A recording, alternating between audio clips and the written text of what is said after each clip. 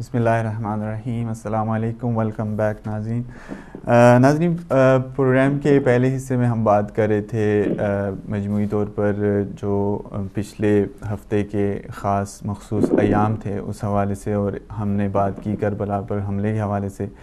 Programme کے اس حصے میں ہم پاکستان کی موجودہ صورتحال کے حوالے سے بات کریں گے, اور اپنے ایکسپرٹ جو ہمارے ساتھ کیلیفورنیا سے موجود ہیں, علی تاج چیف ایڈیٹر ہیں لیٹسٹ بل پاکستان کے اور مستند اینالسٹ بھی ہیں, ہمارے ساتھ موجود ہیں. ہم ان سے جاننے کی کوشش کریں گے کہ آخر پاکستان میں جو اتنی افراتفری کا عالم ہے, اس میں پاکستان کس طرف جا رہا ہے اور اس کے دنیا اسلام پر کیا اثرات مرتب ہو سکتے ہیں. آج طاہر القادری, جو ڈاکٹر طاہر القادری ہیں عوامی لیگ کے, انہوں نے یوم شہداء کے حوالے سے ایک پروگرام ترتیب دیا ہوا ہے. ہم ان سے اس پہ بھی بات کریں گے, اور 14 اگست کو جو عمران خان کی طرف سے ایک آزادی مارچ جو اسلام آباد کی طرف جا رہا ہے اس پہ بھی بات کریں گے. سب سے پہلے تو آج جو یوم شہداء جو ڈاکٹر طاہر القادری کی جانب سے رکھا گیا ہے, اور اس حوالے سے میں اسپیسیفکلی میڈیا کے رول کے حوالے سے پوچھتا ہوں کہ ایک سیلاب ہے, ایک میڈیا گروپ ایک حکومت کا ساتھ دیتا ہے اور دوسرا میڈیا گروپ دوسرے پارٹی کا ساتھ دے رہا ہے. آپ ہمیں یہ بتائیں کہ اس حصے میں میڈیا کا بہت اہم کردار ہے. آپ علی بھائی ہمیں یہ بتائیے کہ آج کے حوالے سے, یوم شہداء کے حوالے سے جو میڈیا کی کوریج رہی ہے, وہ اس پہ آپ کا کیا تبصرہ ہے؟ جی, اس میں تو بہت کلیئر ہے کہ میڈیا جو ہے اور جوڈیشری اور بیوروکریسی کو نواز شریف اور شہباز شریف نے خریدا ہوا ہے سعودی پیسے سے. گو کہ خاندانی طور پہ تو شریف برادران بریلوی مکتبہ فکر سے تھے, لیکن پیسوں کی خاطر وہ وہابیوں کے آگے بک چکے ہیں, اور انہوں نے تہیہ کیا ہوا ہے کہ شیعہ اور سنی بریلوی جو کہ یہ دونوں آپس میں بہت کلوز ہیں اور اکٹھے کھڑے ہوتے ہیں ہمیشہ, ان کو مارا جائے, اور جو 5-10% وہابی اور دیوبندی ہیں پاکستان میں جو اہل سنت و جماعت یا تکفیری لشکر جھنگوی کی شکل میں ہیں, وہ ان کو سپورٹ کر رہے ہیں. سعودی پیسہ ان کے مدرسوں کو سپورٹ کر رہا ہے. یوں کہنے کو تو یہ میاں برادران آ کے بڑے آرام سے کہتے ہیں کہ جی ہم کوئی کرپشن نہیں کرتے, آپ ثابت کریں, جبکہ یہ hundreds of millions of dollars لیتے ہیں سعودی حکمرانوں سے الیکشن لڑنے کے لیے. گاڑیوں کی فلیٹیں آتی ہیں ان کے لیے الیکشن لڑنے کے لیے, تو کیا وہ کرپشن نہیں؟ مطلب ٹھیک ہے, پیپلز پارٹی, ANP, یہ سب لوگ تھوڑی بہت کرپشن ضرور کرتے ہیں, لیکن یہ اپنا ملک جا کے نہیں بیچ آتے. یہ تو سیدھا ہی جا کے پورا ملک بیچ آئے ہوئے ہیں, اور انہوں نے تہیہ کیا ہوا ہے کہ یہ صوفی سنی اور جو سنی بریلوی لوگ ہیں پاکستان میں, جو ماڈریٹ مسلمان ہیں, جو مین سٹریم 60% ہیں پاکستان میں مسلمانوں کا, ان کو سپریس کیا جائے. اور سپریس کرنے والے ایک دیوبندی لابی ہے پوری, جو پوری طرح میڈیا پہ غالب آئی ہوئی ہے.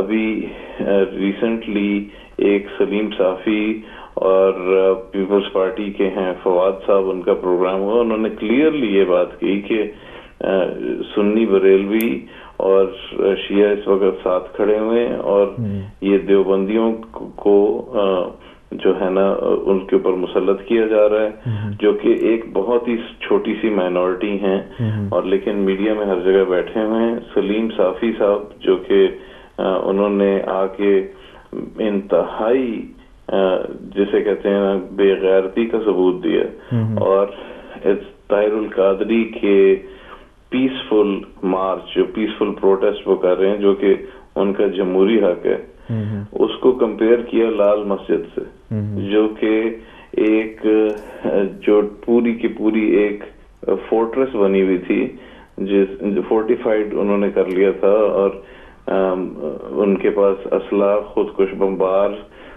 اس طرح کی چیزیں تھیں.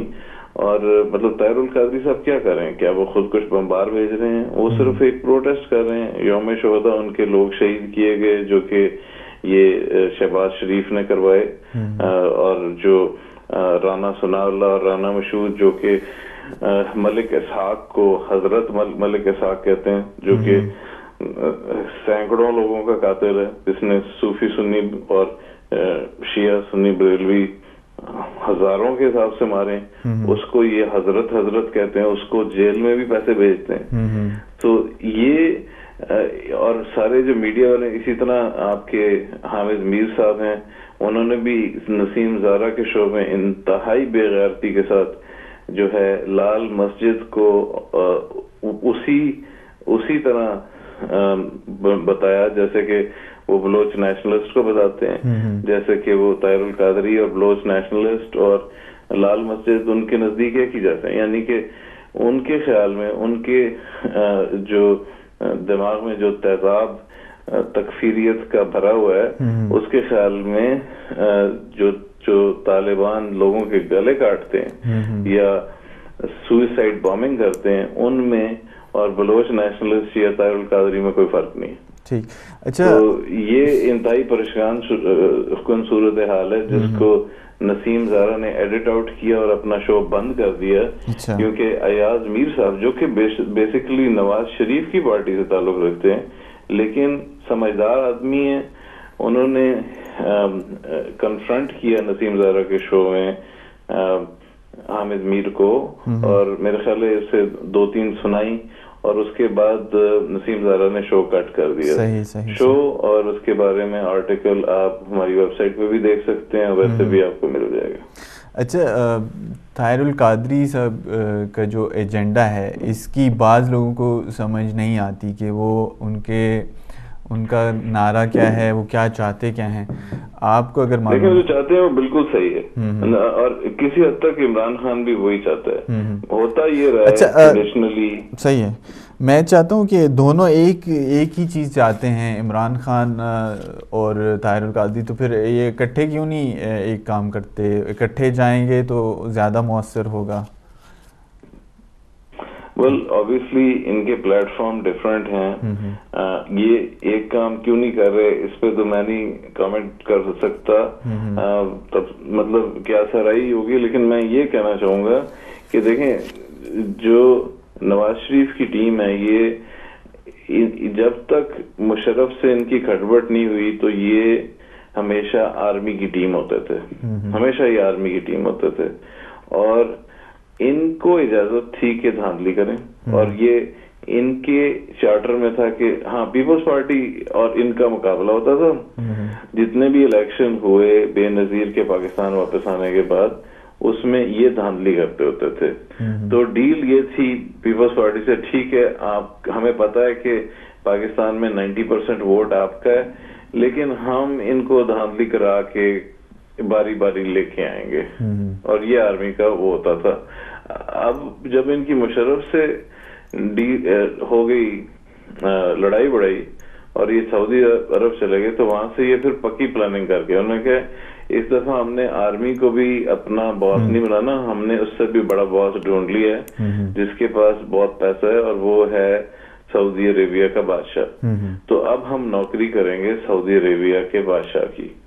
تو اب جو ہے نا، ان کا باس آرمی نہیں ہے، لیکن کرنی انہوں نے وہی دھاندلی ہے، اور اس الیکشن میں بھی کی، ہر الیکشن میں کرتے ہیں. مطلب ان کے خیال میں یہ دھاندلی نہیں ہے کہ پٹواریوں کو بلا کے اور تکفیری دیوبندی مدرسوں سے اسٹوڈنٹس بلا کے ووٹ اکٹھے کیے جائیں، جعلی ووٹ ڈالے جائیں. ان کے خیال میں یہ دھاندلی نہیں ہے. اور اس چیز پیپلز پارٹی تو یہ ظلم سہتی رہی چپ کر کے. اب جب یہ ظلم ہونا شروع ہوا عمران خان پہ، تو وہ چیخیں مار رہا ہے، اور جائز مار رہا ہے کیونکہ اس کو عادت نہیں ہے اس طرح کا ظلم سہنے کی. سو وہ چیخیں مار رہا ہے، اور وہ صحیح کہہ رہا ہے کہ جو الیکشن ہوا جس میں 30-40 سیٹیں اس کو ملی، اس کو 50-60 ملنی چاہیے تھی. پیپلز پارٹی کی بھی 50-60 ہونی چاہیے تھی. تو ایک ہنگ قسم کی گورنمنٹ بننی چاہیے تھی، جو ہوا نہیں. انہوں نے نجم سیٹھی کا سب کو پتا ہے کہ اس نے 35 یا اس سے زیادہ سیٹیں جو ہیں وہ نواز شریف کو دلوائیں، اور جس کے وہ کرکٹ کے کانٹریکٹس جیو لے رہے ہیں دبا دب، اور ایک نیٹ ورک اور ایک لابی موجود ہے جو کہ میڈیا میں ہے، اور جیو میں خاص طور پہ، جو کہ صحیح ہے. صرف اور صرف اس کام پہ لگی ہوئی ہے کہ نواز شریف کو کیسے بچایا جائے, پروٹیکٹ کیسے کیا جائے. آپ تھوڑا سا ہمیں یہ بتائیں کہ جو ڈاکٹر قادری صاحب مارچ کر رہے ہیں اور آج یوم شہداء ہے, کل کے حوالے سے ہم ناظرین کے لیے کچھ تصویریں دکھائیں گے, تصویری جھلکیاں, جس میں پولیس اور جو عوامی تحریک کے کارکن ہیں ان کے درمیان جو تصادم ہوا, وہ اگر کنٹرول روم والے دکھا سکیں تو. سوال میرا آپ سے یہ ہوگا علی تاج صاحب, یہ تصویریں آپ دیکھ سکتے ہیں اپنی اسکرین پر, ڈنڈا بردار لوگ ہیں جو پولیس کے ساتھ ہاتھا پائی بھی ہوئی ہے کل ان کی, پولیس نے ان کو روکنے کے لیے شیلنگ بھی. اچھا یار کیا ہوا, ڈنڈے رکھے ہوئے نا انہوں نے, کوئی سوئسائڈ جیکٹیں تو نہیں رکھی ہوئی؟ ٹھیک ہے, ڈنڈے تو سب رکھتے ہیں, ڈنڈے سب رکھتے ہیں. تو ٹھیک ہے, اگر پولیس جو ہے نا ان کو ہراس کرے گی تو مطلب ٹھیک ہے, ان کا بھی رائٹ ہے کہ تھوڑا بہت مزاحمت کر لیں, یہ ٹھیک ہے, نہیں اچھی چیز نہیں ہے, میں یہ نہیں کہہ رہا کہ سب ڈنڈے رکھیں, لیکن یہ اگین ہمیں نا ان چیزوں کو ان پرسپیکٹو رکھنا چاہیے کہ پاکستان کی سچویشن کو بھی ہمیں دیکھنا چاہیے کہ وہاں پہ مطلب یہ تو نہیں ہے کہ یورپ کی طرح جہاں پہ آپ بیٹھے ہوئے ہیں یا امریکہ کی طرح کہ 100% پولیس کی ریٹ ہے, پولیس فیئر ہے. ان کو پتا ہے کہ یہ رانا مشہود اور رانا ثناء اللہ اور ملک اسحاق اور ملا لدھیانوی کی پولیس ہے جو کہ سنی بریلویوں کے بدترین دشمن ہے, تو وہ ان کو ٹرسٹ نہیں کر سکتے. انہوں نے کچھ نہ کچھ تو اپنے پاس رکھنا ہے نا, وہ ان کا دانا پانی بند کرتے ہیں تو آگے سے انہوں نے تھوڑا بہت مزاحمت تو کرنی ہے. وہ رپورٹیں تو یہ ہیں کہ وہاں پہ وہ پانی اندر جانے نہیں دے رہے تھے پولیس والے تاکہ یہ لوگ یہاں سے جائیں. تو جب آپ پانی روک دیں گے, ایسی پولیس ہوگی کہ جو پانی روک دے ایک مجمع کا, تو ٹھیک ہے, پھر انہوں نے کچھ نہ کسی طریقے سے تو پانی لینا ہے نا. بالکل, اور حکومت کے پاس لے دے کے بھی کیا بچتا ہے, صرف پنجاب پولیس ہی ہے جو ان کے پاس ہے فی الحال, جو بوکھلاہٹ کا شکار ہے حکومت طاہر القادری کے جو آج یوم شہداء ہے, اور آنے والا جو 14 اگست ہے اس میں پی ٹی آئی کی طرف سے جو ایک آزادی مارچ کی طرف.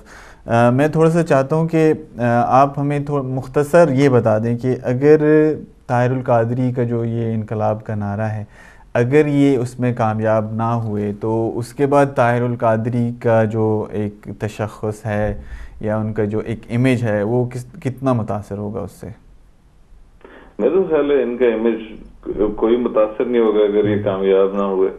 ان کا امیج بہت اچھا ہے. ٹھیک ہے, کوئی انسان پرفیکٹ نہیں ہوتا, ہر انسان میں عیب ہوتے ہیں, اور طاہر القادری کوئی امام معصوم نہیں ہے, تو وہ ہر بندے میں عیب ہوتے ہیں. لیکن یہ ان کو آپ یہ نہیں کہہ سکتے کہ یہ خدا نہ خواستہ لال مسجد والے مولوی, جو کہ مطلب ایک غلیظ الزام ہے جو کہ جیو کے سرکردہ لوگ مثلاً حامد میر اور ان کی ایڈ میں دوسرے جو فالس نیوٹرلٹی کریٹ کرتے ہیں, جو کہ دو چیزوں کو ایسے ملا دیتے ہیں کہ یہ بالکل ایک جیسی ہیں. تو ٹھیک ہے, یہ اپنا پروٹیسٹ کر رہے ہیں, ان کی بہت سپورٹ ہے, ان کے اتنے سپورٹر ہیں جتنے کسی کے بھی نہیں ہے. پاکستان میں ووٹنگ ہوتی کیسے, مسجدوں سے لوگ یہ جا کے ووٹ اکٹھے کرتے ہیں, اور سب سے زیادہ بڑی مسجدیں اہل سنت بریلوی کی ہیں, اور یہ ان کے بہت بڑے لیڈر ہیں.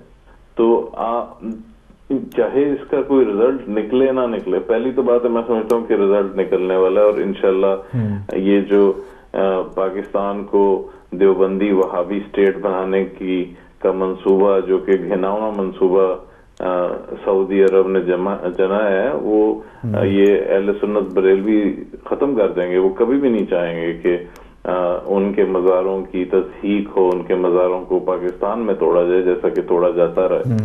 تو وہ یہ اگر تو حکومت نہیں بھی گراتے تو یہ پھر بھی کامیاب ہیں. اتنی بڑی انہوں نے موبلائزیشن کی ہے, اور یہ بھی پہلی دفعہ نہیں, پہلے بھی کی ہے. تو ہمیں ان کو بڑی عزت کی نظر سے دیکھنا چاہیے. ان کی ایک پولیٹیکل وائس ہے, ان کی ایک فالوئنگ ہے, ان کی اور ان کی جو ڈیموکریٹک وائس ہے اس کو اہمیت دینی چاہیے. اچھا، پاکستان میں جو شیعہ تنظیمیں ہیں ان کے بارے میں کیا کہتے ہیں کہ ان کو کس حد تک اس میں پارٹیسپیٹ کرنا چاہیے؟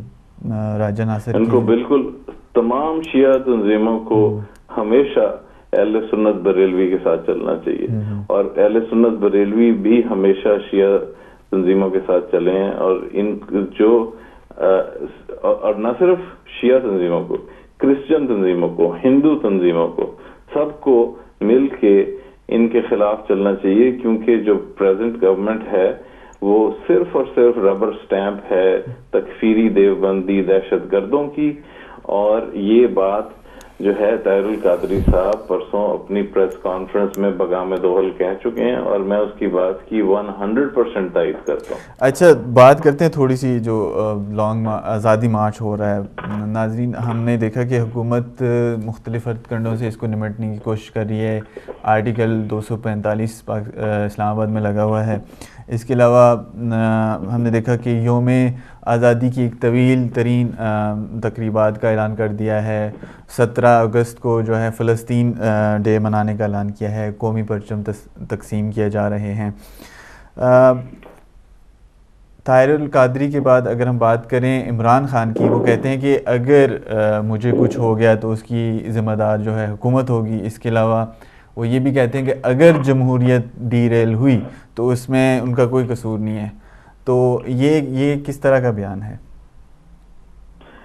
دیکھیں, بالکل صحیح بیان ہے. عمران خان صاحب بھی بالکل صحیح کہہ رہے ہیں. عمران خان صاحب کا اور طاہر القادری صاحب کا دونوں کا جمہوری حق ہے احتجاج کرنا, اور حکومت وقت کی ذمہ داری ہے ان کو سیکیورٹی پرووائڈ کرنا, اور اگر نہیں کرتی تو ذمہ دار ہے. بالکل صحیح کہہ رہے ہیں, اس میں کیا دوسری بات ہی کوئی نہیں. ان کا جمہوری حق ہے احتجاج کرنا. اور وہ جو 35 پنچر والے نجم سیٹھی صاحب ہیں ان کو پکڑنا چاہیے, جن کے کیس سپریم کورٹ جو ہے 5 منٹ میں ان کے فیور میں فیصلہ کر کے باہر بھیج دیتا ہے. تو یہ جو سارا کا سارا سسٹم ہے یہ کرپٹ ہے. یہ سعودی عربیہ کا زر خرید غلام حکومت ہے. تو مجھے یہ بتائیں کہ آزاد کرانا ضروری ہے. مجھے یہ بتائیں کہ ڈاکٹر طاہر القادری کا جو انقلابی مارچ تھا اور آزادی مارچ تھا, اگر یہ دونوں اکٹھے چلتے تو کتنا افیکٹو ہوتا آپ کے خیال میں؟ میرے خیال میں یہ سیپریٹلی بھی افیکٹو ہے. ہو سکتا ہے کہ یہ دوبارہ کریں اور اکٹھے کریں. یہ تو میں نہیں کہہ سکتا, یہ تو آپ ان سے پوچھیں نا. میرے سے کیوں پوچھ رہے؟ میں تو یہ کہہ سکتا ہوں کہ احتجاج ان کا حق ہے, اور ان کو سیکیورٹی پرووائڈ کرنا حکومت کی ذمہ داری ہے. اور حکومت انتہائی کرپٹ ہے, پورے ملک کو انہوں نے بیچ دی ہے, اور باہر کی فورسز خاص طور پہ تکفیری وہابی سلفی دیوبندی فورسز اس وقت ملک کو کنٹرول کر رہی ہیں. اچھا, ایک آہستہ آہستہ بیان ہے, آہستہ آہستہ یہ لوگ جاگ رہے ہیں, ان کو جاگنے دیں. جی, ایک بیان جو وزیر اعظم کی طرف سے دیا گیا تھا. ایک اور بات جو میں آپ سے شیئر کرتا ہوں, وہ قومی سلامتی کا جو کل کا اجلاس تھا اس میں ریکویسٹ ہم نے سنا ہے کہ کی گئی ہے آرمی سے کہ آپ جو ہے وہ خاموش رہیے گا, ہمارا ساتھ دیجیے گا. میاں صاحب کہتے ہیں کہ ہم کسی بھی غیر آئینی اقدام کی اس کی حمایت نہیں کریں گے, اور وہ اس کے مقابلے میں ڈٹ جائیں گے, جس کی مثال یہ تو پہلے تو یہ اپنے آپ کو آئین کے اندر لائے نا, کہ جو یہ پورا ملک جو ہے وہ ایک اور ملک کو بیچ کے آئے ہوئے ہیں, تو یہ آئین میں کہاں ہے؟ تو بالکل آئین کے اسپرٹ کے مخالف ہے. تو پہلے تو یہ پاکستان کو سعودی تسلط سے آزاد کرائے نا, جو دیوبندی مدرسوں کو hundreds of millions of dollars بیچ کے جو سنی مقدس مقامات ہیں ان کو فنا کر رہے ہیں, سوئسائڈ بامرز میں بھیج کے شیعہ اور سنی کو جو تکفیری دیوبندی مار رہے ہیں, اور ان کی پشت پناہی نواز شریف اور ان کی ساری اسٹیبلشمنٹ اور ججز کر رہے ہیں. تو یہ تو بالکل دہشت گردوں سے تعلقات, یہ تو دہشت گردوں کے باپ ہیں, اور ان کو پورا ملک بیچ کے آئے ہوئے ہیں. وہاں سے پھر نعرہ لگاتے ہیں جی ہم کرپشن نہیں کرتے. اس سے زیادہ کیا کرپشن ہوگی کہ آپ پورا ملک جو ہے وہ بیچ آئیں ایک دہشت گرد گروپ کو. ٹھیک ہے. بہت شکریہ علی عباس تاج ہمارے ساتھ موجود تھے کیلیفورنیا سے. ہم آپ کے شکر گزار ہیں کہ آپ نے ہمارے لیے وقت نکالا. ناظرین ٹائم جو ہے وہ ختم ہوا چاہتا ہے. پروگرام ختم کرنے سے پہلے ایک بات جو وزیر اعظم نواز شریف نے ایک بیان دیا تھا اسی حوالے سے کہ میں غیر آئینی اقدام کے آگے جو ہے وہ ڈٹ جاؤں گا, تو اس کی ہم نے ایک مثال پہلے بھی دیکھی ہوئی ہے. وہ 1999 میں جب وہ ڈٹ کر سعودی عرب بیٹھ گئے تھے. کیا دوبارہ ایسے ہونے جا رہا ہے؟ وقت بتائے گا. ہم اپنے مہمان کا ایک بار پھر شکریہ ادا کرتے ہیں. ناظرین اگلے ہفتے تک کے لیے ہدایت میگزین کی ٹیم کو اجازت دیجیے. خدا حافظ.